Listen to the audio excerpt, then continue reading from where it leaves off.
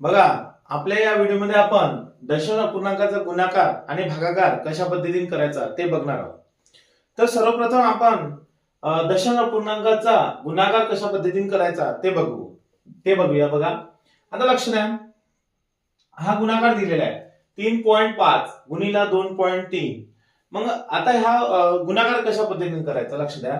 सर्वप्रथम आपल्याला काय करायचं आहे की हे जे दशांश चिन्ह दिलेलं आहे इथे बघा, हे जे दशांश चिन्ह दिलेलं आहे आपल्याला सुरुवातीला त्याला विचारात घ्यायचं नाही, डायरेक्ट सरळ संख्या लिहून घ्यायची. दशांश चिन्ह सध्याचा आपल्याला सोडून द्यायचं आहे. बघा, म्हणजे डायरेक्ट दशांश चिन्ह विचारात न घेता डायरेक्ट संख्या लिहायची 35 गुणिला, बघा इथे पण 23 लिहायचे आणि यांचा सरळ सरळ गुणाकार करायचा.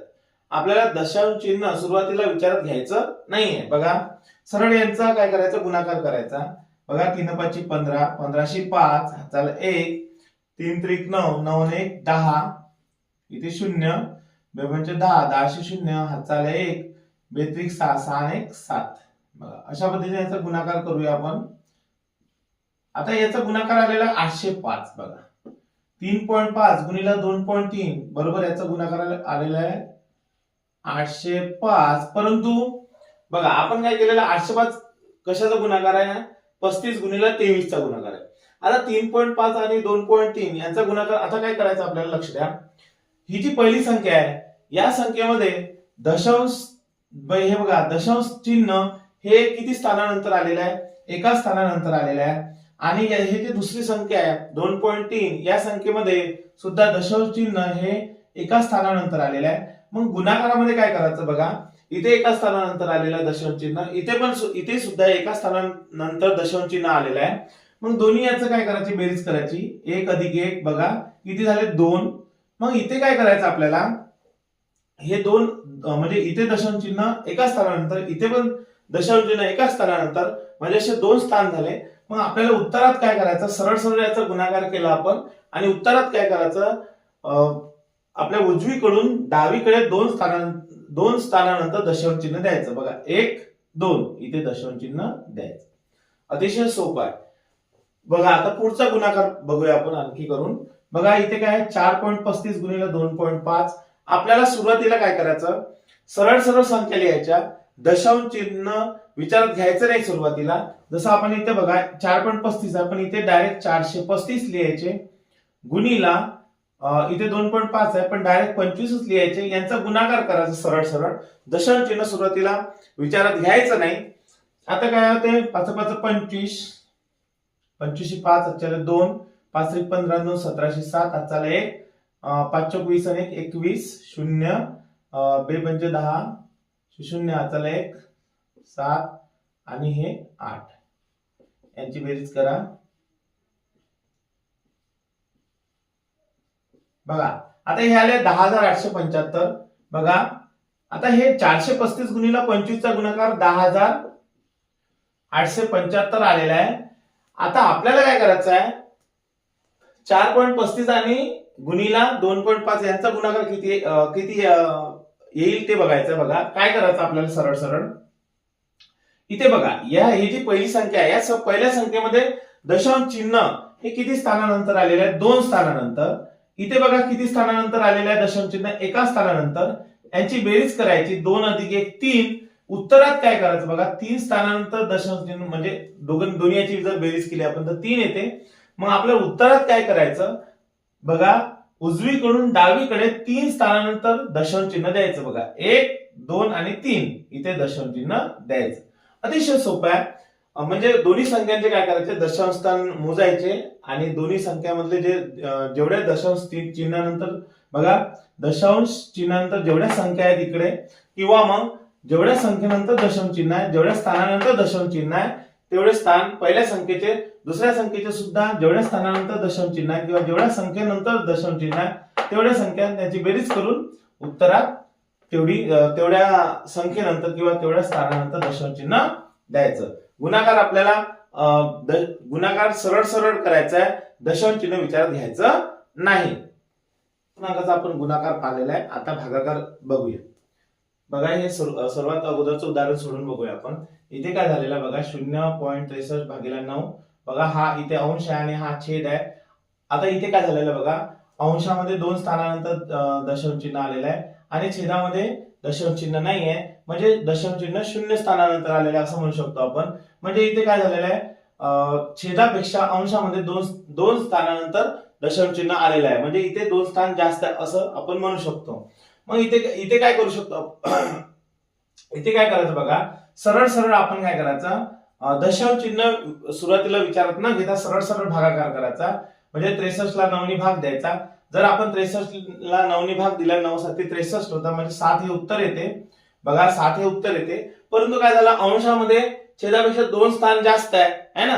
मग काय करायचं अशा वेळेस, अंशामध्ये छेदापेक्षा 2 स्थान जास्त आहे, अशा वेळेस काय करायचं आपण बघा, उजवीकडून डावीकडे 2 स्थानानंतर दशांश चिन्ह द्यायचं. बघा इथे आपण दशांश चिन्ह पकडायचं या बाजूने, म्हणजे एक स्थान, अजून हे दुसरं स्थान आणि इथे दशांश चिन्ह द्यायचं. बघा अशा पद्धतीचं हे उत्तर आलेलं आपलं 0.63 भागिले 9 बरोबर 0.07.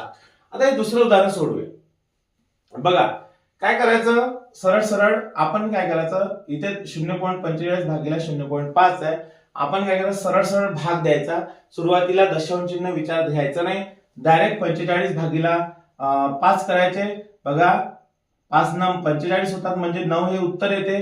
परंतु आता लक्ष द्या, दशांश चिन्ह कशा पद्धतीने करायचं. इथे बघा पहिली जी संख्या आहे, म्हणजे ही अंश आणि हे छेद आहे. अंशामध्ये काय झालेलं आहे, 2 स्थानानंतर दशांश चिन्ह आलेलं आहे. छेदामध्ये एका स्थानानंतर दशांश चिन्ह आलेलं आहे. आता आपल्याला काय करायचं आहे, याची वजाबाकी करायची आहे. 2 मधून 1 जर वजा केला आपण, बघा 2 मधून 1 जर वजा केलं तर काय होईल, 1 येईल. बघा 2 मधून जर 1 वजा केलं तर 1 येईल. म्हणजे काय करायचं मग, दशांश चिन्ह.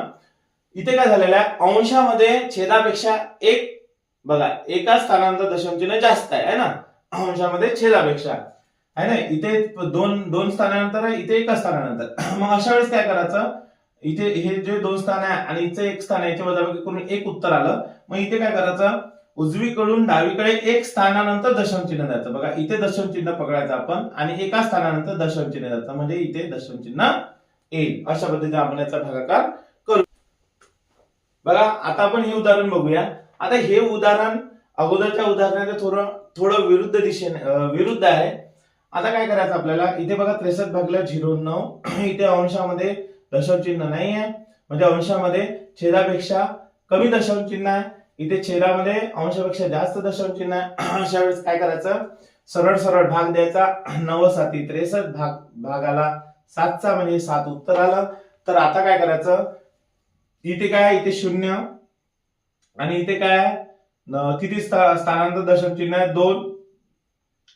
आता इथे जर आपण पाहिलं तर छेदामध्ये 2 स्थानानंतर दशांश चिन्ह आहे ना, म्हणजे छेदामध्ये काय, यांची जर आपण वजाबाकी केली, 0 मधून 2 आपण काढू शकत नाही. समजा जर आपण केलीच तर काय होईल, -2 हे उत्तर येईल आपलं. आता -2 जेव्हा उत्तर येते, वजामध्ये जेव्हा उत्तर येते, जेवढे वजा आले तेवढे 0, जेवढे उत्तर आलं आपलं सरळ करून 63 भागिले 9 करून तेवढ्या पुढे ते 0 देऊन द्यायचे सरळ सरळ. समजलं. आता इथे बघा, इथे काय करायचं, 0.45 भागिले 0.003, इथे सुद्धा तेच आहे. अंशामध्ये 2 स्थानानंतर दशांश चिन्ह आलेले आहे, छेदामध्ये 3 स्थानानंतर दशांश चिन्ह आलेले आहे. म्हणजे अंशामध्ये छेदापेक्षा कमी स्थानानंतर दशांश चिन्ह आहे. अशा वेळेस काय करायचं, बघा इथे 2 स्थानानंतर, इथे 3 स्थानानंतर आहे. आता याचं बघूया आपण. सरळ सरळ काय करायचं, पहिला हा भागाकार सरळ सरळ करायचा. सुरुवातीला दशांश चिन्ह विचारात घ्यायचं नाही. 45 भागिला 9, 45 भागिला 5 करायचे. 5 9 45, 9 हे उत्तर येते. आता इथे 2 स्थानानंतर दशांश चिन्ह आहे, इथे 3 स्थानानंतर दशांश चिन्ह आहे, याची वजाबाकी करायची. बघा 2 मधून जर आपण 3 काढले तर काय होईल, -1 हे उत्तर येईल. ज्या वेळेला वजा हे उत्तर येते त्यावेळेला काय करायचं, जेवढं वजामध्ये उत्तर आलेलं आहे तेवढे 0, जेवढं उत्तर आपण सरळ काढलंय 45 भागिले 9, याच्या पुढे 1 0, तेवढे 0 लावून द्यायचे. इथे 1 आलेला आहे, -1 ते 1 0 लावून द्यायचं. बघा प्लस मध्ये जर आलं तर इथे आपण पाहिलेलं आहे की ज्या वेळेला याची वजाबाकी करून जेव्हा प्लस मध्ये येतो तेव्हा आपण काय केलेलं आहे, उजव्या बाजूकडून डावी बाजूकडे त्या दिशेने आपल्याला दशांश चिन्ह सरकवायचं आहे. परंतु ज्या वेळेला याचं उत्तर मायनस मध्ये येईल, जेवढं मायनस मध्ये उत्तर आलं तेवढं काय करायचं आपल्याला, तेवढे 0 त्याच्या पुढे लावून द्यायचे आहे. आणि सर्वप्रथम लक्षात ठेवायचं की अंशामध्ये जेवढे दशांश चिन्ह बघा, अंशामध्ये जेवढ्या स्थानानंतर दशांश चिन्ह आहे त्याच्यामधून छेदामध्ये जेवढ्या स्थानानंतर दशांश चिन्ह आहे ते वजा करायचे अंशामधून छेदामधले. तर त्या पद्धतीनं जर सरळ सरळ उत्तर आलं धनमध्ये तर 0 जर उत्तर आलं वजा करून तर दोन्ही स्थान म्हणजे उत्तरामध्ये दशांश चिन्ह येणार नाही. परंतु जर धन संख्या आली बघा इथे 1 आलेला आहे म्हणजे एका स्थानानंतर दशांश चिन्ह आलेलं आहे.